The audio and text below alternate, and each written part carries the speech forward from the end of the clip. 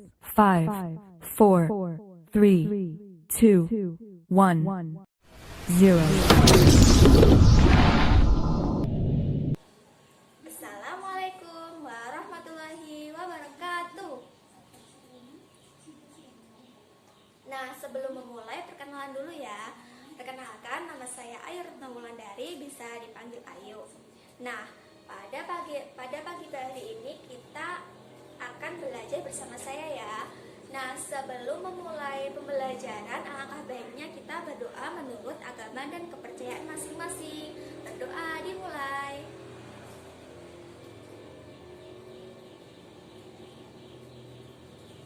Berdoa selesai. Nah, bagaimana kabarnya hari ini? Alhamdulillah, semoga kalian baik-baik saja ya.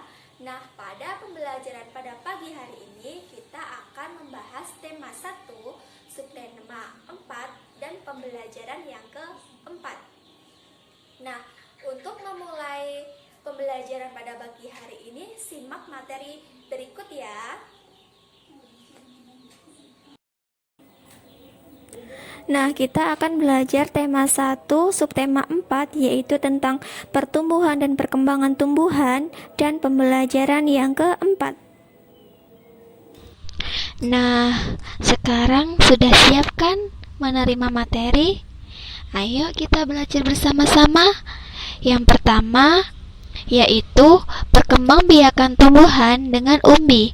Perkembangbiakan tumbuhan juga dapat dilakukan dengan umbi.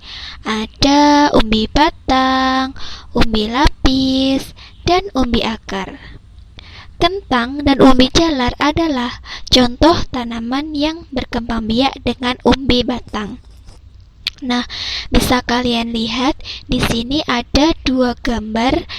Yang pertama ada ketela rambat, yang kedua ada kentang. Nah, dua gambar ini merupakan contoh dari umbi batang. Dalam kehidupan sehari-hari kita banyak menemukan kan contoh dari umbi batang. Banyak kita temukan ketela maupun kentang. Nah, selanjutnya, bawang dan bunga bakung berkembang biak dengan umbi lapis, sedangkan wortel dan singkong berkembang biak dengan umbi akar. Nah, di dapur coba kalian lihat, coba kalian ambil bawang merah. Nah, apabila kita iris bawang merah tersebut, tentunya di dalamnya ada lapis-lapisnya kan. Nah, itu mengapa bawang merah disebut dengan umbi lapis. Nah, selanjutnya ada umbi bengkoang, ada wortel, ada bunga dahlia, ada umbi singkong maupun umbi lobak. Nah, ini merupakan contoh dari umbi akar. Nah, dari ketiga umbi tadi pasti terdapat persamaan dan perbedaan. Apa persamaan dan perbedaan yang terlihat dari umbi lapis, umbi bakar, dan umbi batang? Yuk kita simak persamaan dan perbedaannya. Nah, persamaannya yaitu sama-sama tempat menyimpan cadangan makanan. Jadi, ketika umbi tadi ada umbi batang, umbi lapis, dan umbi akar, tiga-tiganya itu untuk menyimpan cadangan makanan. Jadi, cadangan makanannya disimpan di dalam umbi. Nah, perbedaannya, umbi akar menyimpan cadangan makanannya di akar, sedangkan umbi batang menyimpan cadangan makanannya di batang, dan umbi lapis menyimpan cadangan makanannya di biji. Jadi, perbedaan dari ketiga umbi tersebut pada cara menyimpan cadangan makanan. Nah, itu tadi persamaan dan perbedaan.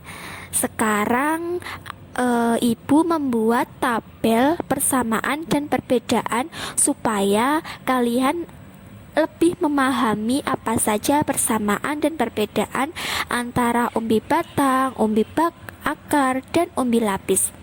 Nah, Yang pertama ya, persamaannya terdapat di dalam tanah. Nah, perbedaannya antara umbi batang, umbi akar, dan umbi lapis. Yang pertama, kalau umbi batang terbentuk dari batang yang mengembang. Kalau umbi lapis terbentuk dari akar yang mengembang. Maaf ya, tadi umbi akar. Dan yang ketiga, umbi lapis terbentuk dari lapisan daun yang tersusun bertumpuk.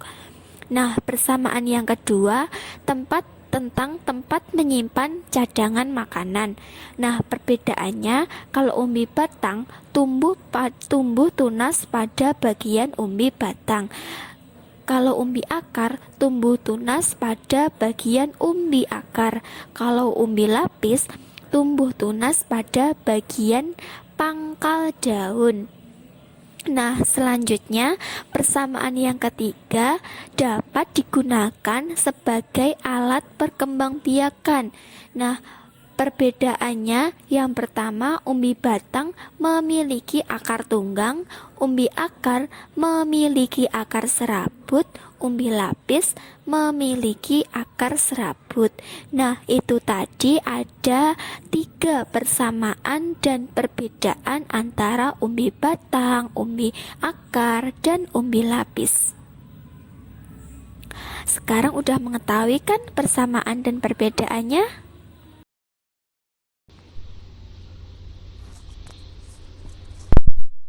Selanjutnya tentang perkembangbiakan pada bawang merah.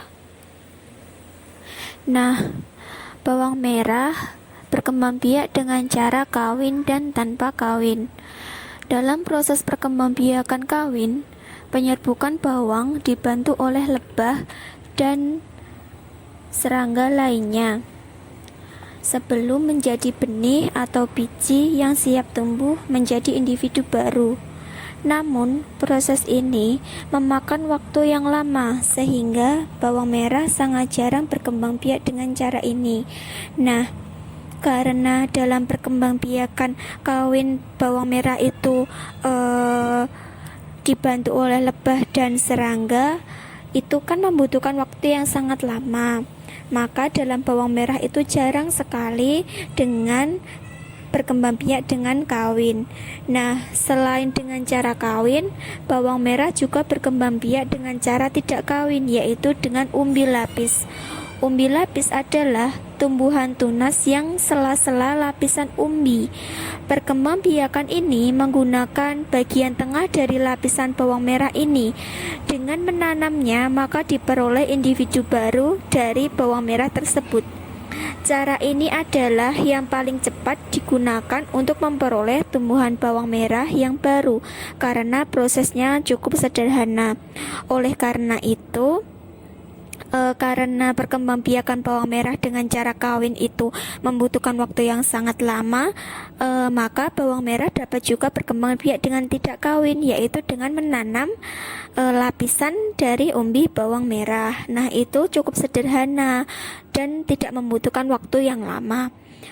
Untuk mempelajari agar kalian lebih paham tentang bawang merah, perkembangbiakan bawang merah, simak video ya, supaya kalian lebih memahaminya. Berikut videonya.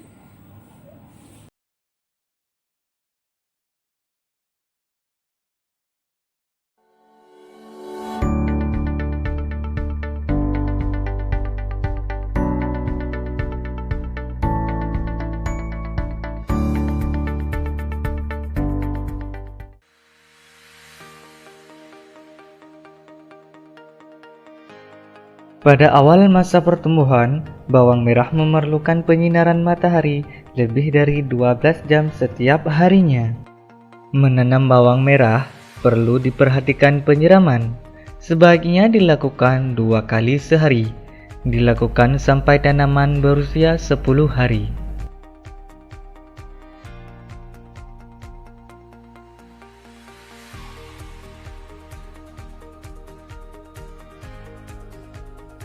Selanjutnya, pemberian pupuk tambahan ketika tanaman berumur 2 minggu dari awal tanam.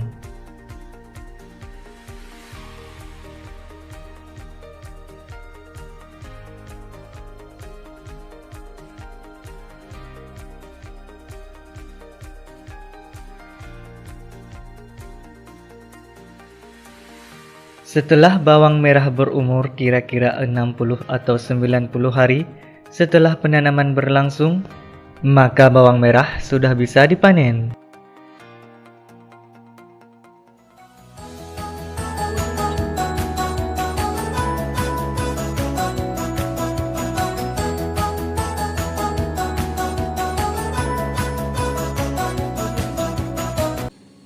Nah, itu tadi merupakan video tentang perkembangbiakan pada bawang merah. Sekarang kalian sudah mengetahui kan bagaimana perkembangbiakan pada bawang merah itu? Salah satu contoh tanaman umbi yang dapat kita tanam tergolong mudah itu umbi batang. Menanam umbi batang atau singkong tergolong mudah. Kita tinggal memotong batang tersebut lalu menanamnya. Tunggu beberapa hari, maka kalian dapat melihat daun tumbuh dari batang tersebut. Nah, cukup mudah sekali kan dalam menanam singkong itu. Jadi kita tinggal memotong batangnya, lalu batang itu kita tancapkan di dalam tanah. Tunggu beberapa hari, maka akan tumbuh daun. Setelah tumbuh daun, lama-kelamaan di dalam akarnya itu akan tumbuh singkong. Nah, sangat mudah sekali kan? Nah, selanjutnya singkong yang sudah kita tanam tadi lama-kelamaan bisa kita jadikan sebagai makanan. Nah, tentunya banyak sekali ya makanan yang terbuat dari umbi-umbian. Nah, materi selanjutnya berbagai jenis umbi-umbian. Umbi-umbian merupakan makanan yang sangat digemari sebagai penduduk Indonesia. Umbi-umbian dapat diolah menjadi berbagai makanan. Nah, di Indonesia itu kan singkong kan sangat mudah ditanam sehingga setiap rumah itu bisa menanam singkong sendiri. Oleh karena itu, singkong itu dapat dijadikan sebagai bahan makanan. Ada sebuah cerita. Hari ini Siti dan teman-temannya belajar memasak.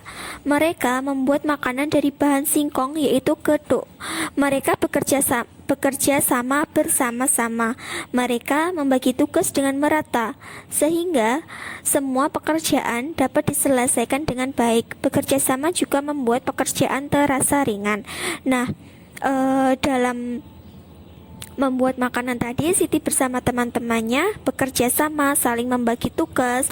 Semisal ada yang tugas mengelupas singkongnya, terus ada yang menghaluskan singkongnya, dan yang lain-lain. Nah, tugas itu dibagi-bagi. Oleh sebab itu kan Siti bersama teman-temannya sedang bekerja sama.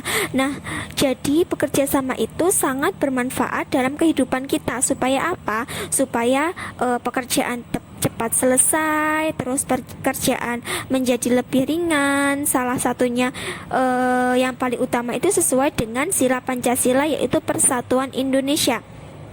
Nah, adanya kerjasama maka kita akan bersatu, kita tidak pecah belah antara satu dengan yang lainnya. Oleh sebab itu maka kita harus menerapkan kerjasama antar sesama.